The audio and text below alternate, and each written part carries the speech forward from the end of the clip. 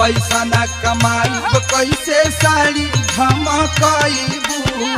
जाके नैहर में लहर लगाईबू